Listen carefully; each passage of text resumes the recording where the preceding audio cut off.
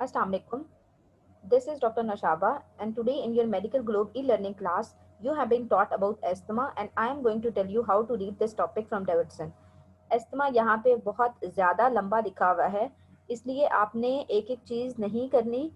आपने जो चीज़ें बताई जाएं सिर्फ वही करनी है, ठीक है। It is a very important topic. Medicine में भी पूछा जाता है और पीड्स में भी पूछा जाता है, ठीक है। सबसे पहले कि अस्थमा होता क्या है, इसके जो रिस्क फैक्टर्स हैं, जो कॉजेज हैं, वो क्या क्या हैं, तो ये आपने इन पैराग्राफ से कवर कर लेने हैं।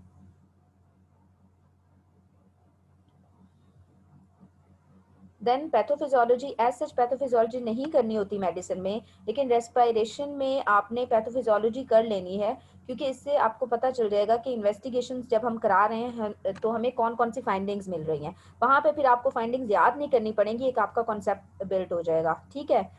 देन क्लिनिकल फीचर्स हैं, तो वो आपने सिर्फ सिनेरियो डायग्नोज करने के लिए याद करने हैं, एज सच आपसे नहीं पूछे जाते।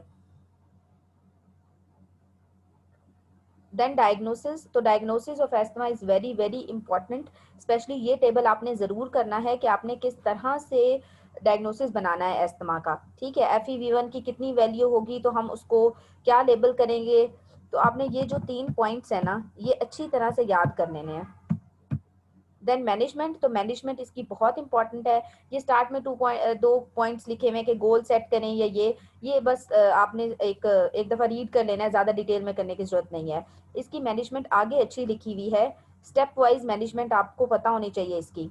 और इसकी 2 तरह से मैनेजमेंट करनी है, एक जनरल मैनेजमेंट है कि कोई भी एस्थमा का पेशेंट आता है तो हम कैसे मैनेज करेंगे, और एक एक्सासर्बेशन की मैनेजमेंट है कि अगर कोई इमरजेंसी में प्रेजेंट करता है एक्सासर्बेशन के साथ तो तब किस तरह से उसको मैनेज करेंगे। दोनों मैनेजमेंट डिफरेंट हैं, तो इसलिए आपने दोनों अलहदा से याद करनी है। जनरल मैनेजमेंट में हमारे पास स्टेप 1 है, तो आपने स्टेप 1 में ये याद करना है कि ओकेजनली पेशेंट यूज करता है inhaled short acting beta two agonist as a bronchodilators, ठीक है। बाकी डिटेल एज सच करने की जरूरत नहीं है, बस आपको ये पता होना चाहिए कि स्टेप वाइज अप्रोच में हम हर स्टेप पे कौन सी ड्रग ऐड कर रहे हैं और कितने ड्यूरेशन के लिए कर रहे हैं, ठीक है। ये बहुत अच्छा फ्लो चार्ट है, अगर आप ये कर लेते हैं तो एज सच नीचे जो पैराग्राफ्स में डिटेल लिखी हुई है वो करने की ज़रूरत नहीं है।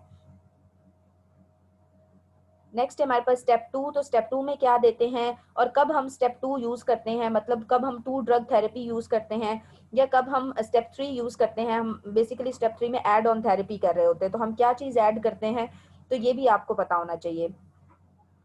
नेक्स्ट हमारे पास स्टेप 4 है कि अगर पुअर कंट्रोल है मॉडरेट डोज पे तब हम क्या करेंगे। स्टेप 5 है कि पेशेंट जो है कॉन्टिन्यूस या frequent use of oral glucocorticoids पे हम रखते हैं। और लास्ट स्टेप हमारे पास होता है स्टेप डाउन थेरेपी, ठीक है। तो आपने एस्थमा की ट्रीटमेंट इसी तरह स्टेप वाइज करनी है।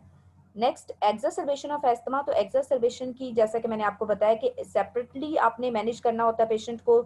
जब आपके पास आएगा इमरजेंसी में तो आपने कैटेगराइज करना है कि वो माइल्ड एक्सासर्बेशन है, मॉडरेट है या सीवियर है, और इसके अकॉर्डिंग फिर आपने पेशेंट को ट्रीट करना है, ठीक है।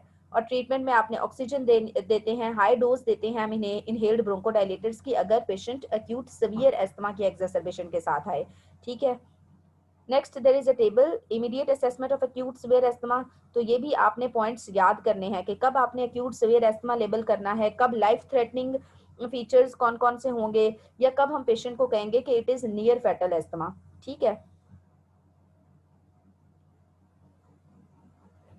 नेक्स्ट अगर कोई भी पेशेंट प्रेजेंट करता है एक्यूट सीवियर एस्थमा के साथ तो इमीडिएटली हम उसको कैसे ट्रीट करेंगे, कौन सी इन्वेस्टिगेशंस कराएंगे, तो ये फ्लो चार्ट बहुत अच्छा है, आपने ये पूरा फ्लो चार्ट कवर करना है, ठीक है।